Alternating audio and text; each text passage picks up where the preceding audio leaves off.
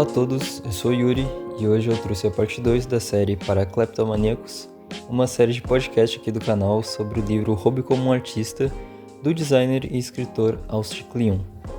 Bom, para quem não conhece, Hobby como Artista é um livro curto e direto sobre criatividade na prática.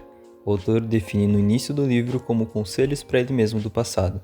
Conselhos esses que, após compartilhados para milhares de pessoas, descobriu que não era apenas para artistas, mas que serviam para todo mundo.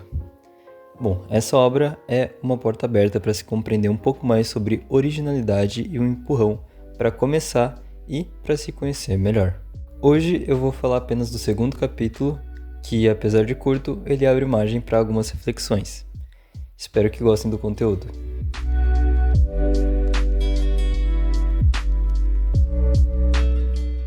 Não espere até saber quem você é para começar. Faça, conheça a ti mesmo. É no ato de criar e de fazer nosso trabalho que descobrimos quem somos. Essa é a mais pura verdade. Se eu fosse esperar até acreditar ser original ou criativo para começar minhas coisas, eu ia morrer sem nem abrir a porta do meu quarto. Esse canal mesmo é a prova disso tudo. Mesmo produzindo conteúdos que considero ruins ou abaixo da média, para mim no caso, eu não deixo de postar eles. Porque sei que minhas referências ou as pessoas que eu admiro também tiveram momentos baixos. E no final das contas a vida é feita de momentos bons e ruins. Nesse último semestre eu fiz um trabalho de completar as páginas de um sketchbook com cada conteúdo visto em sala de aula.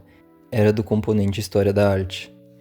Eu acabei sendo um dos únicos a produzir um diário físico e minha proposta foi clara.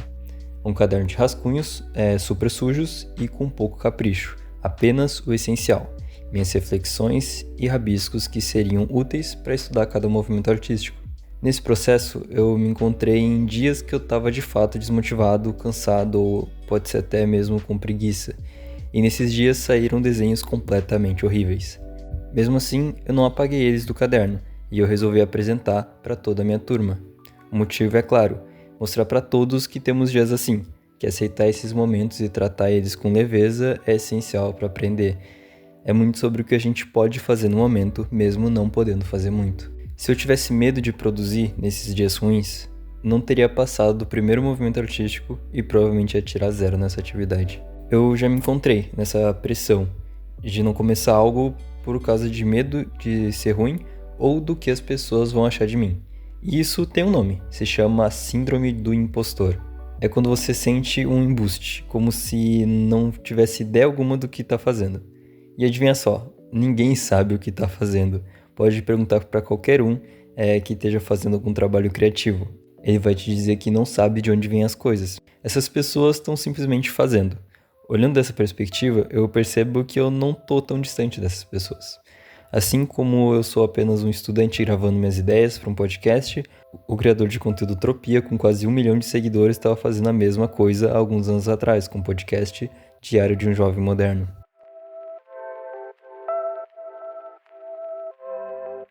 Fingir até conseguir. Finja ser algo que você não é, até ser. Finja até ser bem-sucedido, até todos te olharem de maneira como você quer, ou finja fazer algo até estar realmente fazendo algo. No livro tem um exemplo muito bom que eu vou ler para vocês. Também adoro o livro Só Garotos, da cantora e poeta Patti Smith. É uma história sobre como 2 amigos que queriam ser artistas se mudaram para Nova York. Sabe como aprenderam a ser artistas?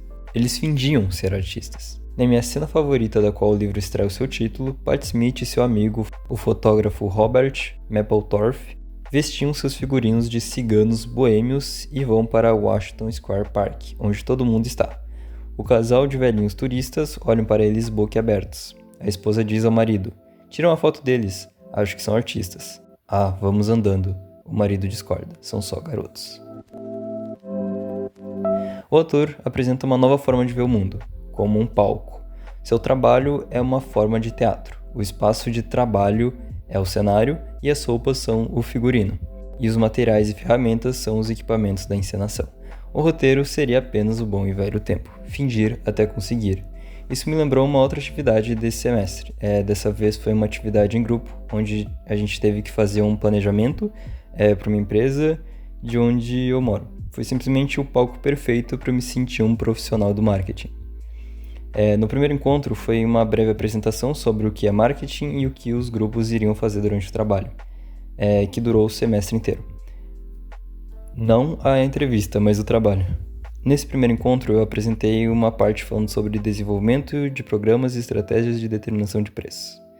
Finalizada toda a apresentação, a gente foi conversar com a representante da empresa, sorteada para o nosso grupo. No segundo encontro, a gente foi até a loja para fazer uma entrevista de briefing. Levamos tripé, iluminação e dispositivos para gravar a imagem e o áudio. No último encontro, o palco perfeito. Mesas redondas, cadeiras confortáveis e um espaço adequado na associação comercial e empresarial daqui de onde eu moro. Foram apresentações individuais para as empresas, cada grupo com a sua. O figurino, meu e dos meus colegas, eram roupas pretas, meus materiais seriam um notebook e o planejamento encadernado, e eu tinha esquecido de mencionar que eu estava no primeiro ano da faculdade, ou seja, eu não sou porra nenhuma, mas fingi o suficiente para ser acreditado como um ótimo profissional de marketing.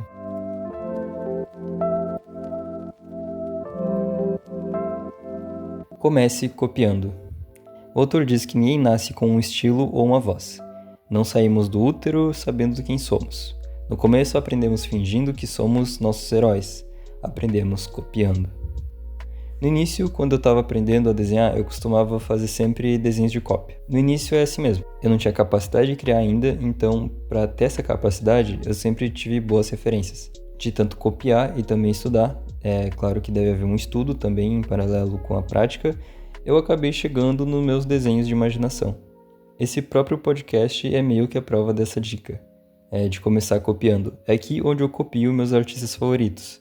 O lo-fi de fundo eu tirei do Goulart, a ideia é do Tropia, como eu já tinha mencionado antes. No momento que eu publiquei o primeiro episódio, eu não fazia a menor ideia do que eu estava fazendo. Hoje eu ainda não faço a menor ideia, mas eu sei um pouquinho, e dessa forma eu vou me aprimorando. Eu vou copiar os vídeos do Guilherme Freitas, do Gauxart, da Reply, do BuzzChip, do Akihito Yoshitomi, do LMK e todos os outros artistas que eu admiro, de todas as áreas, poesia, xadrez, desenho, culinária, audiovisual, curiosidades, todos. Você vai copiar os seus heróis, as pessoas que você quer ser, e é importante copiar de vários. Para o escritor Wilson Mizner, se você copia de um autor, isso é plágio, mas se você copia de muitos, é pesquisa. Você pode se perguntar o que roubar dos seus ídolos. Essa é uma decisão muito importante. Você não deve apenas copiar o estilo, deve copiar ou roubar o pensamento por trás do estilo. Se eu apenas copiar um desenho, eu não vou me tornar tão bem quanto a pessoa que eu admiro. O que vai me levar é saber quais decisões desse meu ídolo que ele fez para ele alcançar o resultado desejado.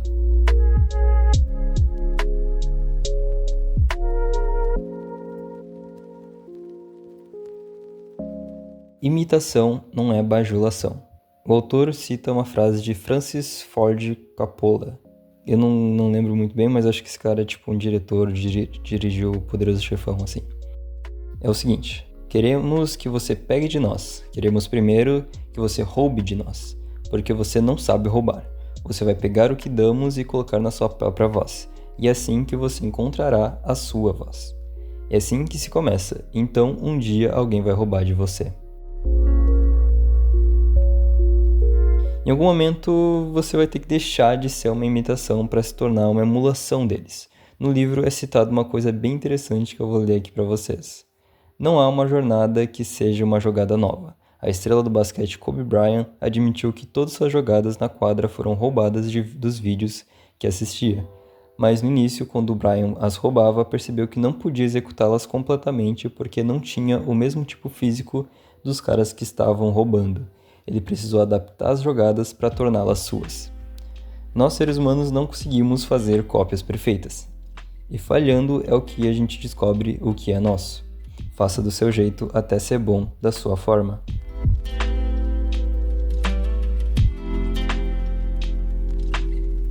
Bom, eu espero que vocês tenham gostado desse vídeo e que ele tenha sido útil de alguma forma na vida de vocês. Esse foi o segundo episódio da série e acredito que vai ter bem mais falando desse livro. E melhor que ouvir esse podcast vai ler o livro, então fiquem com o incentivo de buscar essa leitura, já que eu não consigo e nem quero falar sobre todos os pontos de cada capítulo. Enfim, fiquem bem e até mais.